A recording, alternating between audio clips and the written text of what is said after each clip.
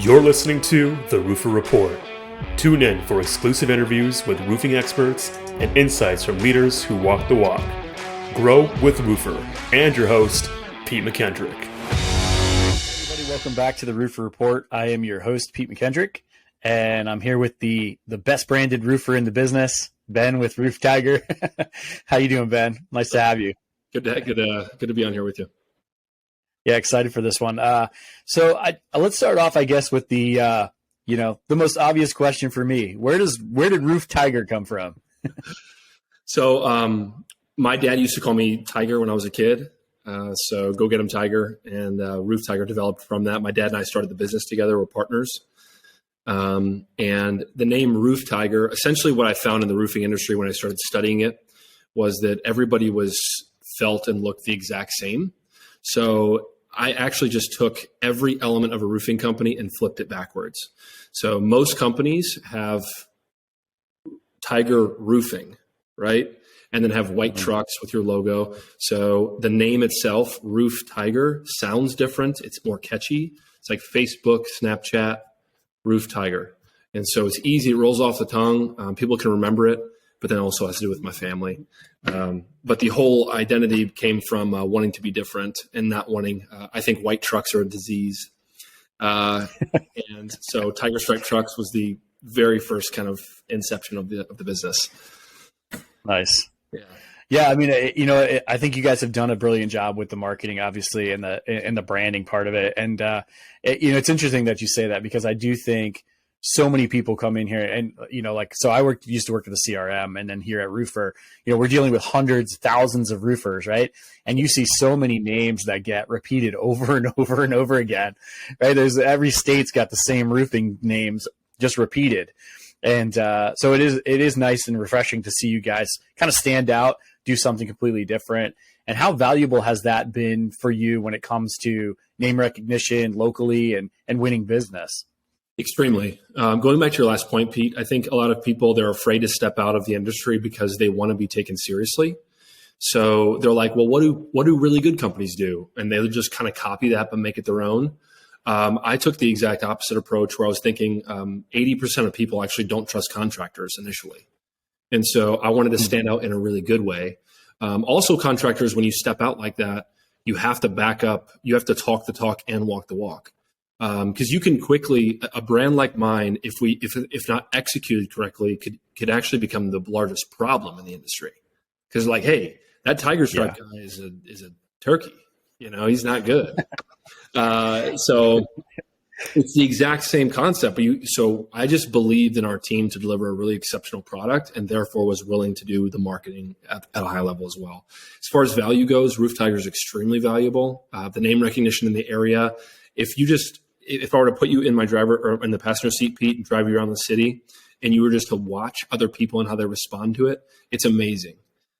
People will literally stare you down for a half mile as you drive. So they're so intrigued by this. If I drive by a schoolyard at recess time, everybody drops what they're doing and watches me drive by. So the value of that is that not only are we well branded, but it creates this buzz around the city. Like, what is this thing? That's for sure. Yeah, that's funny. Back in my CRM days, I worked with a contractor. I think he was out of Atlanta, and his business was Pink Gorilla Roofing.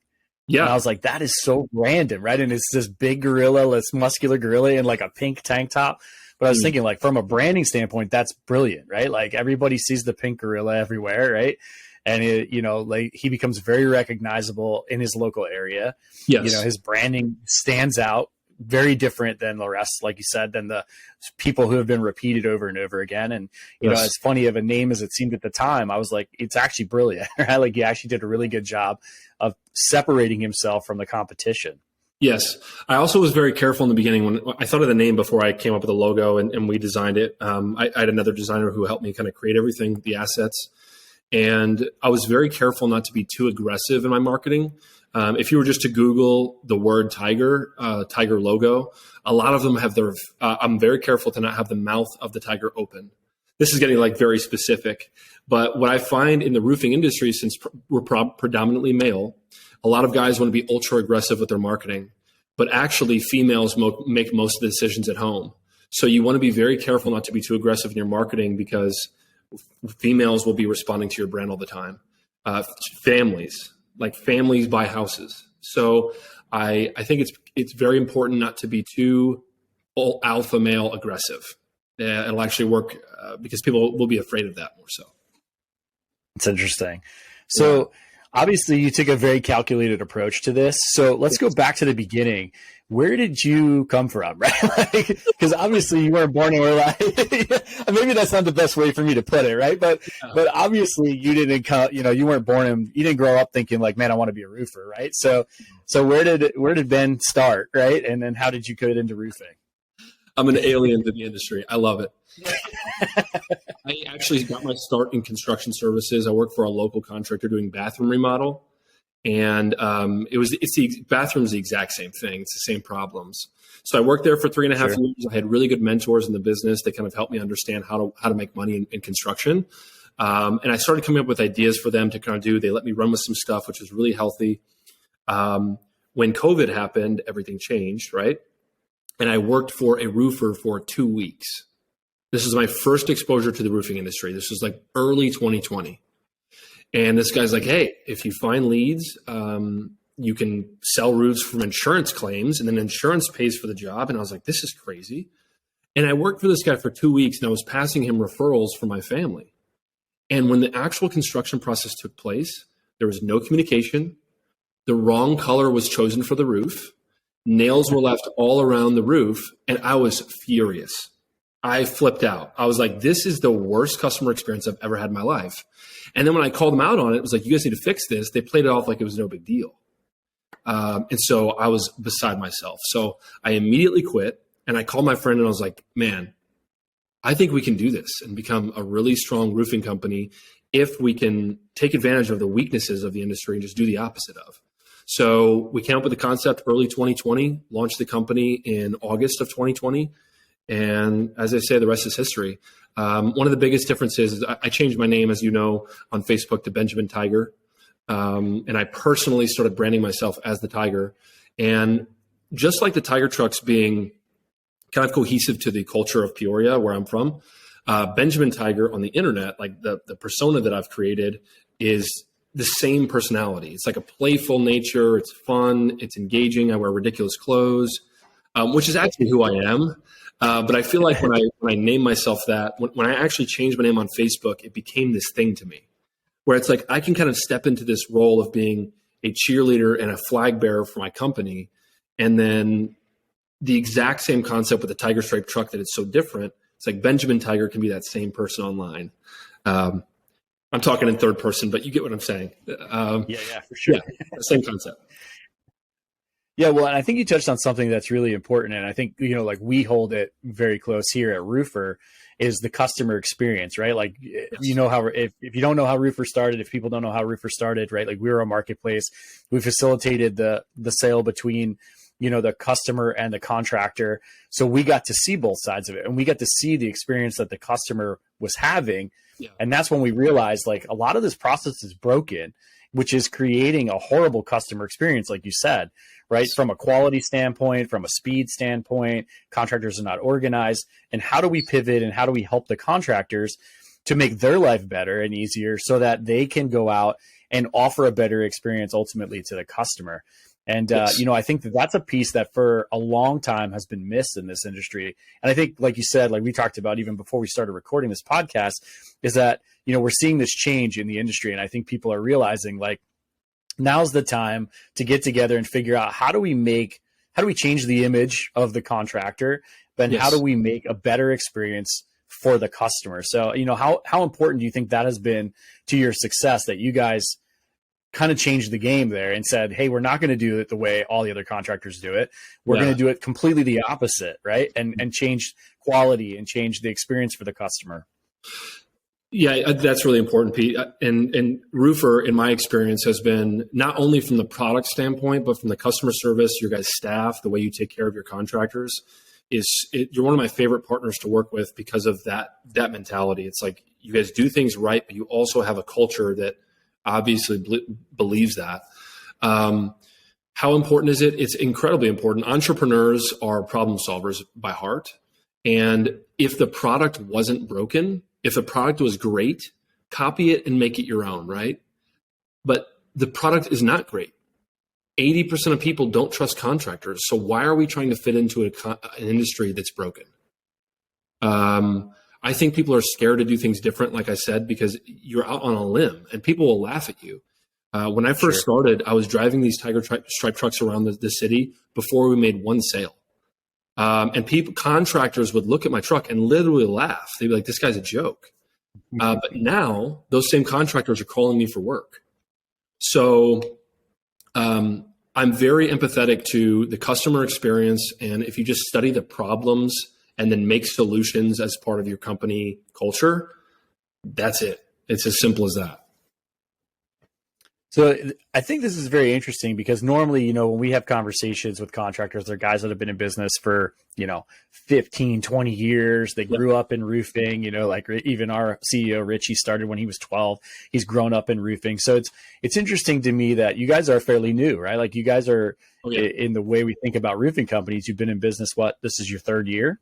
Yes, this is starting year 3. Right. Yeah. So your third full year. And you guys have obviously found success. And, Nick and I often talk about how, in the roofing industry, the failure rate of new roofing companies is something insane. Like 90% of the roofing companies don't make it out of the first year. Yes. And what do you guys think have been the key things that have allowed you to really find success so quickly in the first 3 years, and that maybe is being missed by a lot of these other roofing companies that's causing them to fail so early on? I talk about this a lot, Pete, where the product that we sell is not actually the roof. Okay. When I had my experience in the bathroom industry, I really found 5 key components to a sale. You have the lead generation, you have the sale itself, you have pre-construction or planning, construction, and then follow-up/financing. 5 stages. Roofing is only 20%. It's one of those things. So even if I'm just an okay roofer, but I'm excellent at the 4 out of 5, I'm 80% there. Which is how we started. I really didn't understand roofing systems when we first started, but I know that I could find people that were really good and they could help train me on this process of how to build something. Roofing is not that complicated. There are a lot of nuances to it, but there are a lot of people like ABC Supply is a great partner of ours. They're fantastic at helping us find solutions to problems. So if you can just find somebody in that 4th category, which is construction, but you're great at the 4 out of 5, you're so far there. And guess what? The consumer complains about the 4 other stages far more than they do about the actual roof. So it's like, man, we're spending a lot of time focusing on the 20% when we should be spending more of our time on the 80%. So that's a great point. To answer your real question at the very end, how have we found success? Focusing on those 4 out of 5 and then having roofing teams come alongside of us to fill in that gap of the actual roofing, which now we have partners that are fantastic roofers that work with us every day. Well, I think it's an interesting point, because I think as a roofer, inherently you would think that's the piece that most roofers would do strongest, right? Is that 20% piece that you talked about, right? They potentially come from a roofing background. They probably have been in it for years. So the production end of things, producing the roof, putting the roof on is really going to be, their bread and butter. So, but I think you bring up an interesting point where you said you guys leaned heavily the opposite way on, like an ABC or someone like that to help you figure out the roofing end of it. Yes. And I think the same goes for everything else, right? For those other 4 components, we're in an industry of people that have become very successful and have figured out all 5 of those components, and you have an opportunity to lean on them and learn from them. And I think it's drastically underutilized. Yes, totally agreed. And when you first start a company of baking cookies, for instance, let's just use that as an example. If you're an excellent cookie baker, your first week in business, you quickly find out that baking cookies is like the easiest part of your business. It's everything else that becomes really hard. So from my perspective, I've never put on a roof in my life, Pete, and I never will.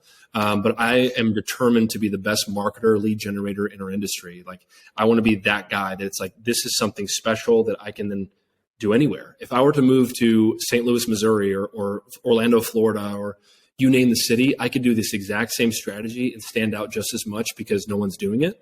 And I could again, come alongside roofers in that area to do the same thing. So roofers that don't focus on those other 4 components, I think that's the reason you fail quickly, is because you can't replenish the business that comes into the front door. Really, lead generation and sales has to be your primary focus in the beginning, or you just will never get enough momentum to make it past. Yeah, and I think there's so many great people in this industry that understand that piece really well. Yep. So take advantage of it. If that's not your thing, if you're not a salesperson, right, surround yourself with people who are good at it and learn, yes. Right? And I think that, I think traditionally in this industry, contractors are a prideful group. They don't want to admit that they don't know something. Yes. And, I think that holds them back a lot of times because of it. Totally agreed. So, I know nothing about technology in the depth that you do, as far as the depth that Roofr is. But I don't have to know. You just know, if you wanted to sell me your product, just 10% more than me, you can talk to it way more than I can understand it. So it's like, from the sales process perspective, it's the same thing for my consumers. They don't know anything about roofing systems. They're just trusting that I'm going to take care of them. And it's like, that is the piece that we really need to focus on. So when you brand your company, focusing on a trust-minded mindset is like super important. Even going down to the detail of the tiger opening its mouth, that if it's too aggressive, maybe that seems a little bit too aggressive and it's not as trustworthy, right? Those things I thought about before we even started. And I think that's the way, when I developed this for 90 days before we started, those details are now showing to be very valuable 3 years later. So it's kind of like a farmer planting seeds. That first crop is like, ultra valuable. Yeah. Well, I think you bring up a really good point, right? And the fact that if we're selling a roof, right, the roof is only a very small portion of it. And it's really the portion that the customer probably knows the least about and feels the least comfortable talking about. Yes. So the important piece is really selling yourself, right? And selling your company. And like you said, building that trust factor and building, that comfort level with the customer, so that at that point they trust you that you're going to do the right thing by them when it comes to the actual roof product, right? Because they believe in you as a roofer. You got it. That's exactly right. Yeah. And I think that's a piece that I think is missed. A marketing guy once said to me, which I thought was one of the most impactful things. We were talking about marketing and websites. And he said, no matter what your website content is, the most important piece of your website is the About Us page. Yeah. Right. That's probably true. It's like, what's your culture and how will people perceive you in the marketplace? When I drive these Tiger Stripe trucks around, and we have a second company called Solar Panther that's doing solar. It's the same concept. I think some people are like, well, I want a business vehicle, but I want to go home and change it to my personal vehicle because I don't want to be seen in the public when I drive this thing. This is my personal daily driver. I drive it everywhere. And I'm very cognizant of that, because when I go out to a restaurant and it comes tip time for the waitress, I'm very cognizant that I represent a brand that's bigger than myself. When I go get my hair cut, when I go to the grocery store and I'm wearing my clothing, people know that brand now. So every interaction that I have with the public is essentially a trust. Can I trust you?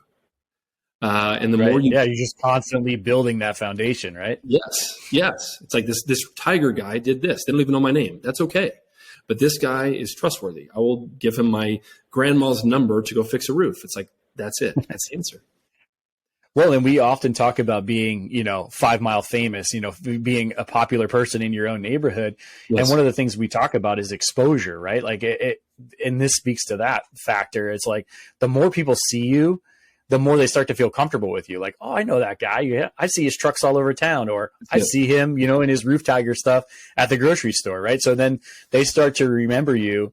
And, like I always tell the story, I live in a small town in New Jersey, and we have a Facebook group for the town, and everybody's on it. Yeah. And once or twice a week, you'll get somebody will ask, like, hey, do you guys have a roofer you recommend? And it's the same roofer that dominates the comments every single time, because he's the most visible guy. You see his trucks all over town. He's a local guy. He's established himself. He has respect. He has trust, and because of that, he's winning jobs just on referrals, through Facebook comments, because because people just know sometimes I think people don't even know who he is. I've actually seen people comment and say like, well, I see his signs everywhere, so he must be good, right? He's all over my neighborhood. Yeah. And, so So I think that speaks, volumes to how important it is to just expose yourself all the time. Right? Yeah.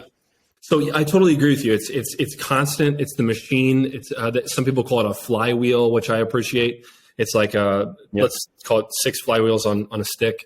It's like a truck wrap. It's merchandise like T-shirts and sweatshirts. It's your yard signs. It's your office setup. We have 2 very big LED signs above our doors. It's multiple ways to catch the customer to say, "Oh, I think I know that person." Creates familiarity, and familiarity brings trust. And so just yesterday, I was at a sale from a referral. They had a couple bids before me come in. I pitched my price. I didn't reduce my price all that much. It is the price, but they're like, "Hey, this person trusted you, therefore I will trust you as well. And I'm sure you're going to do a great job."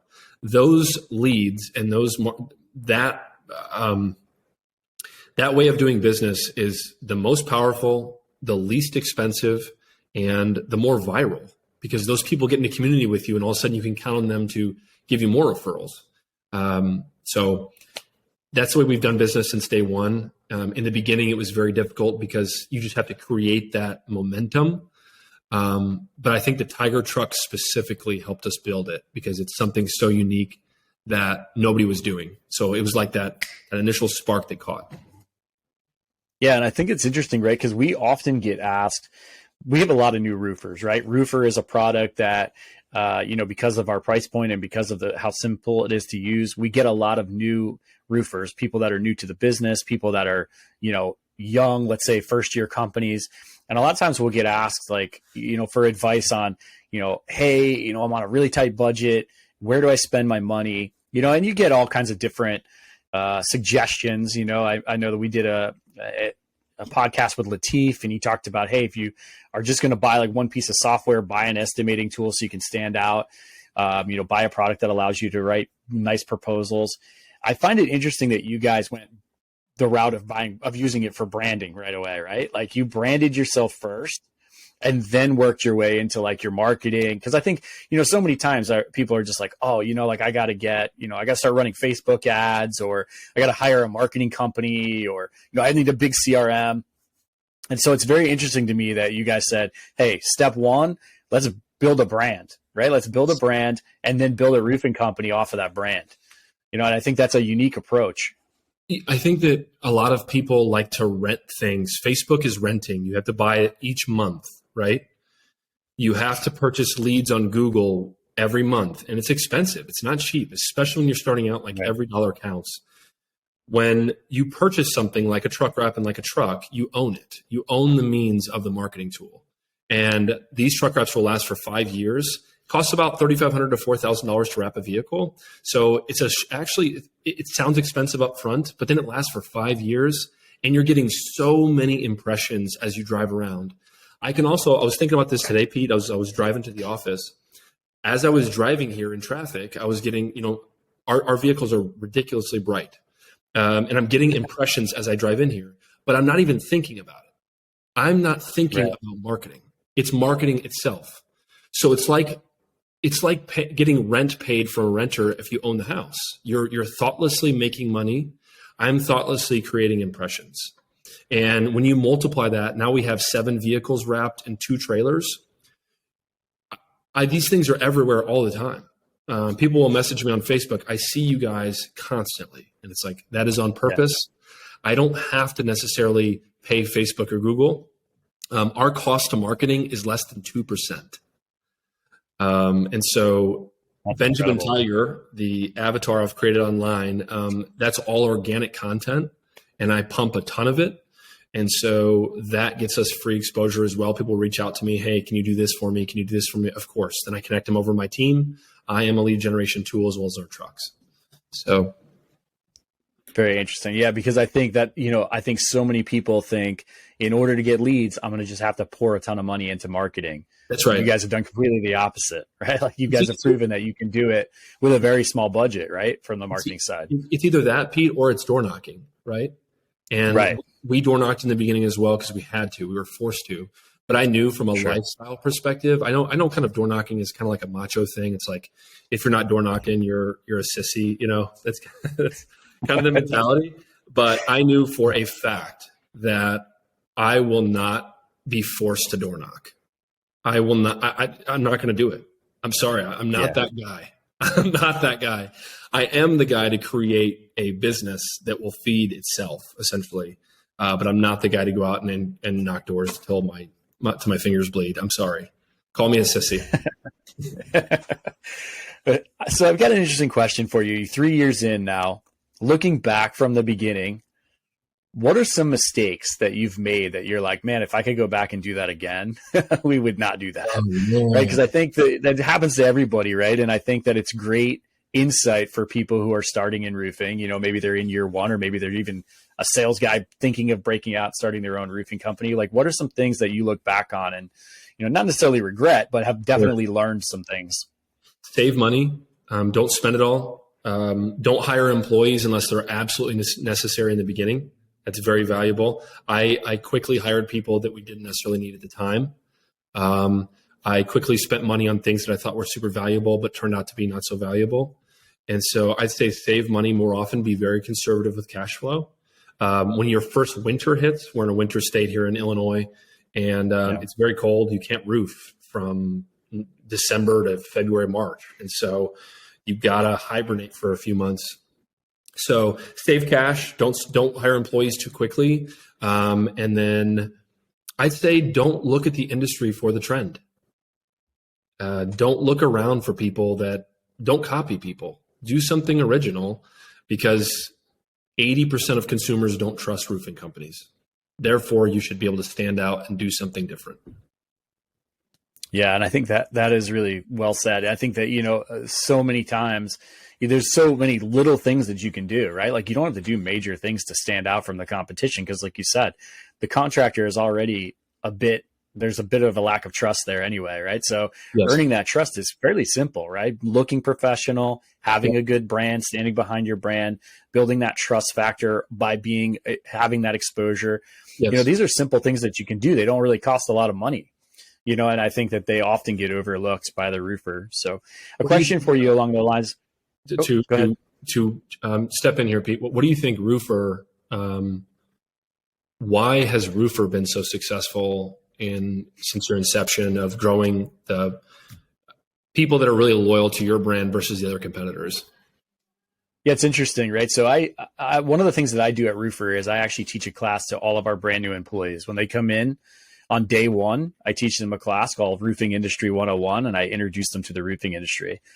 And in that conversation, I talk about how Roofr has become as successful as it has become in such a short amount of time in this roofing industry. And my answer is the same every time: the people, right? Mm-hmm. The people that we have, and the way that we handle people, the way that we talk to people, the way that we interact with the roofers. But it's the people that we have inside, and the fact that they all care about what they're doing. They all have the same goal. We want to change the roofing industry. We want to create a better product, create a better industry, build a community for the roofers where they can learn.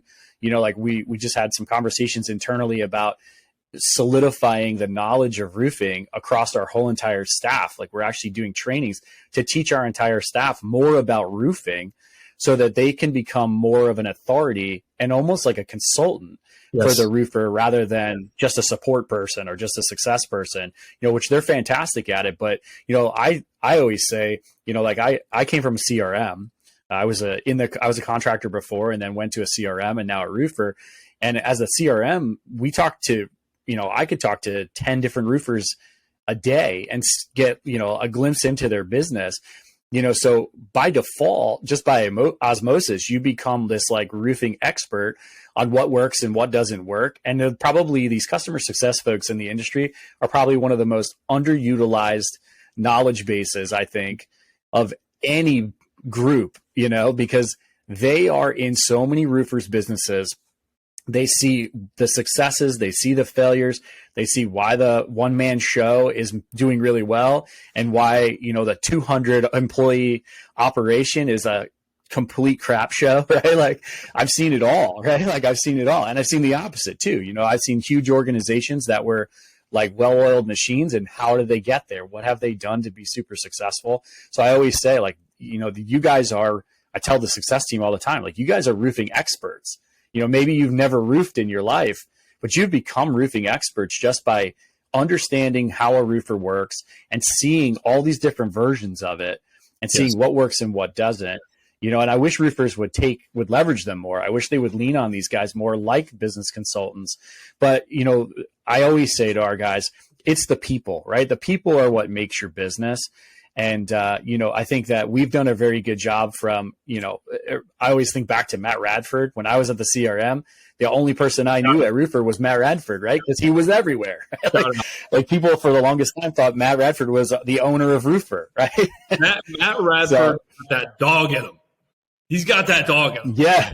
I love him. He really does. He introduced us. Yeah, he really does. But yeah. I mean, he did a great job. You know what I mean? Like, he's really what brought Roofr out and made it a household name. Yes. And then, you know, the rest of us have kind of followed behind and been able to do the same thing and put ourselves out there and be a resource for the roofer. But yeah, I think, you know, if I had to put it on one thing that's made Roofr successful, I mean, obviously the product has come a long way, but even that on the back end, right? The product is where it is because of the people that we have even behind the scenes, right? If it wasn't for those people doing an amazing job, you know, getting the product to where it is, the people, you know, the group of us that are outward facing would be nowhere near where we are. You know, we wouldn't have as much to talk about, obviously, but yeah, the people as a whole, it's just it's an incredible culture and it's an incredible group that we have here. It's an interesting thing that you're saying the exact same thing that I am, and we are in completely different products.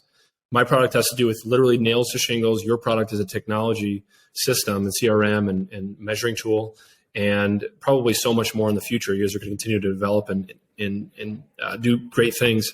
But you're saying the same thing that I am. It's like the quality of the people that take care of the communication, of the pre-setup, the sales, the marketing, which is Matt Radford, all in the back end finances. It's like, these are the things that actually make a business. The product itself, the Roofr Report, it's great. But anytime I have a question about a proposal that I need, or you name it, Roofr's there to help me. So you're absolutely right. It's the people and the culture that create the business, not the product itself. Yeah, I think my question to you is, so you started a business, right? And you said your dad is your partner, correct? Yep. What was hire number one for you guys? What was the first position you hired for? Sales. Yeah, you betcha. My best friend, Adam Cole, shout out. He did over $2 million in sales this last year. He is a very strong sales guy, but he's not the alpha, muscular, like in your face sales guy. He is very much, I call him the Labrador, the golden retriever. Anytime he walks into a room, people love to talk to him, and he can coax things out of people that they weren't planning on telling him. Right. It's not that he's even asking for that. He's just one of those talkable guys. You're just like, I want to talk to this right. So he would soak up all this information and say, hey, listen, I think I can help you. Here's the product that would serve your needs, and bam, make the sale.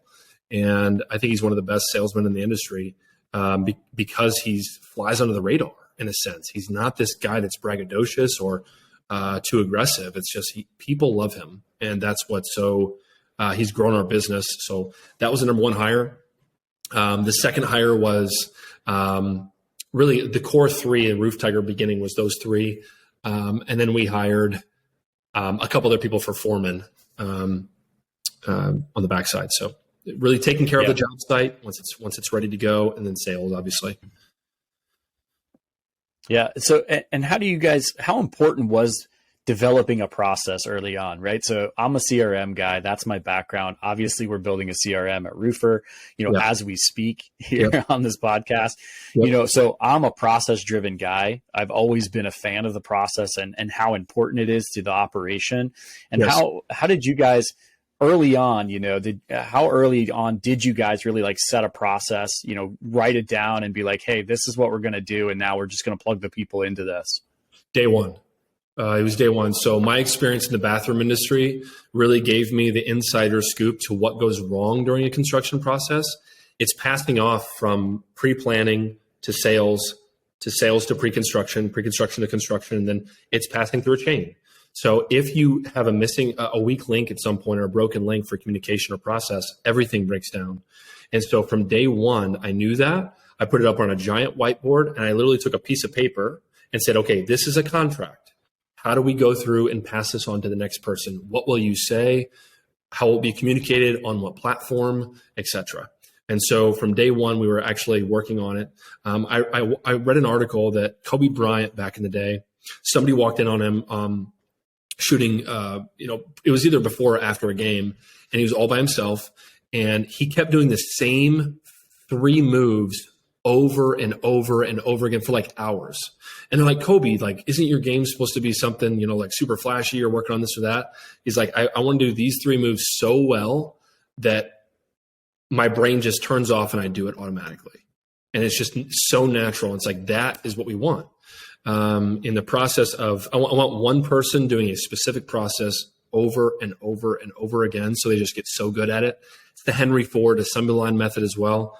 It's that same concept of having one person develop a skill set, and then once they develop that skill set, they find nuance in the process where they're like, oh, I didn't know about this, and they'll tweak their process to catch that. So once you have that, people become super successful. They get confidence in their job, and then all of a sudden you have this well-oiled machine of just assembly line type movement. Yeah, it's super smart. I mean, I remember reading an article, I lived in Florida for a long time. And of course, Tim Tebow down there is like a legend to us, And so I remember when he went to the pros, they were complaining about the way he threw the football. And he said, I'm just going to change it.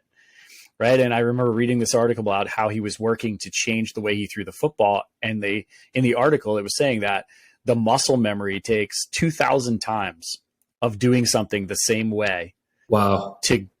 And then it becomes unconscious. And then it'll just, like you said, how Kobe Bryant was doing the same thing. He was literally doing it until he made it an unconscious thing.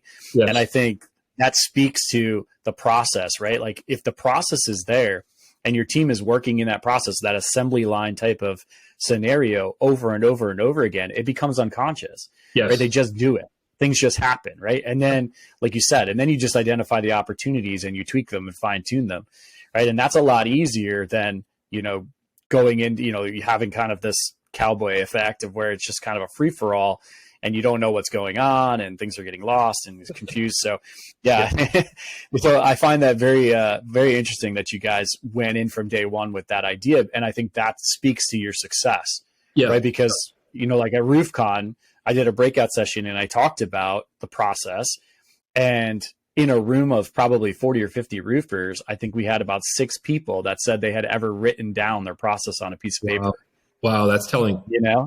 Yeah. And I think it speaks to why we struggle to be successful in this business, I think, as a whole. Totally agreed. And my team unconsciously says that now. If we discover that if a problem happens more than one time, most of the time it's a process issue. So previously at other businesses, you've probably been a part of cultures this way. It's nothing against people I've worked with in the past. It's just, this is, I think, human nature. When a problem comes up, it's very easy to quickly blame the customer for the issue. Customer raises an issue and it's like, this person's crazy. They're just kind of kooky. It's this or that. If that happens so many times that you're saying it every week, it's not the person or the people you're serving, it's you. And so your process needs to change because something's broken. So I have a very low threshold for complaints to customers because ultimately those are the people that pay our salaries and pay us money to do what we do. So it's like I have a very low threshold for complaints and I have a very high tolerance for complaining from customers. If something comes wrong, I immediately call them. Hey, sounds like something went wrong. I need to help here, don't I? They appreciate that. And then once that problem's solved, you go back, hey team, what happened here? Was there a breakdown in the process or was this truly an anomaly? Yeah, I like that. Yeah. And I think that that's so overlooked, right? Like there's an obvious difference between, like you said, anomalies, like performance issues or something like that, and an actual process breakdown. And I think so many times we don't look at the process first, right? Like we don't look at the process and say, hey, did the process break down? We immediately want to point a finger. Oh, that salesman can't sell, or, our production manager's terrible and that's why jobs are backing up, or the customer's just crazy and that's why we're having an issue with the customer, right? And there's so many ways so many excuses we can use, right? Instead of just saying, hey, maybe there's a breakdown in our process and maybe we need to take a look at what the issue is and sort it out on our side. It's so true. I started, this is kind of a personal story, but I'll tell it. I started dating. So I'm actually, I was divorced 4 years ago, and it was a very big turning point in my life. And anyone who's ever gone through that process before knows how painful it is and knows how stressful it is and knows how it's just extremely life altering. So I started dating after this process took place, and on dates, I would go see other divorced women, and the conversation would quickly turn into my ex was this and my ex was that, and you'd both be sharing these pain points of each other, and it's like there is some something to be said for that, because there's certain situations that are wild, but when you're going through that and you continue to hear that, I thought to myself after a date, this is dumb. I think I have something that I need to change internally. I think that there's something that I need to work on to make myself better. Maybe the both of us need to get together and actually internally look and say, I think I could actually communicate better. I think I could actually set better expectations. I think I could be more present. I think I could work less and be home more. These things are like so hard to say out loud and so hard to actually think about yourself, but it's so valuable to be like, whoa, here's the problem. Actually, it's me. I can change it. To go through your whole life and to constantly bicker and complain about everybody else's issues is a very sad way to live. And there was a short period of my life where I did that. And when I woke and came to, everything changed. And it's like, whoa, Ben, you can actually change and be the owner of your life versus being swayed by every situation that happens on the outside world. Yeah, I think it's an interesting story, right? Because it conveys very well to being the owner of a company, I think, right? Like, so many times we don't want to admit that maybe there's shortcomings in ourselves as the owner. Right. And I think it's the people who realize they do have shortcomings and then surround them with people that can help them with that are successful. Yes. Yeah. Staffing is so important for that reason of getting people who buy into that culture of like, hey, there's a problem. Let's go find a solution. What's the solution? As opposed to, here's a problem. Let's throw our hands up and complain. And it's like, if we can all adopt this strategy of, okay, what do you think we should do? What do you think we should do? Let's come to a common solution and let's go with that. That is so much better of a way to operate. And the customers will appreciate that so much more than complaining all the time. Sure. So you guys have taken on solar now. So what's next for Roof Tiger and Solar Panther? Where do you guys go from here? We're going to be here for a while, Pete. I think we have a lot to perfect in the next 2-3 years. As ADD as my brain is, I'm very much a man of sticking consistently with two things that are high profit margin, high revenue, and perfecting those two trades before moving on. I've had multiple ideas for a cheetah business, cheetah stripe something, fastest service in town. I have to temper myself. But for right now, it's going to be the Kobe Bryant method of perfecting Roof Tiger and Solar Panther down to a well-oiled machine. I think we're a good year away from being exceptional with Roof Tiger, and I think we're a good 2 years away from being exceptional with Solar Panther. But we have our staff set in place where it's just now it's all about learning and perfecting that process.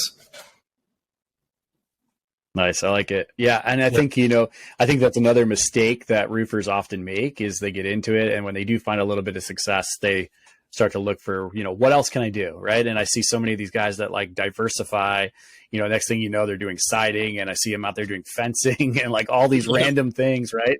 Like, oh, I can do drywall repairs. Sure. Like your roof had a leak. Let's fix the drywall. Next thing they're practically a GC. Right. So I think that it's refreshing to hear that you guys are just working inside of, what you guys have figured out how to do and just keep fine tuning that to get better and better at it, before you move on to the next thing. Cause I think that's often overlooked, right? I think that's often something that, we think, we got this, like, let's just go add something else to the mix here.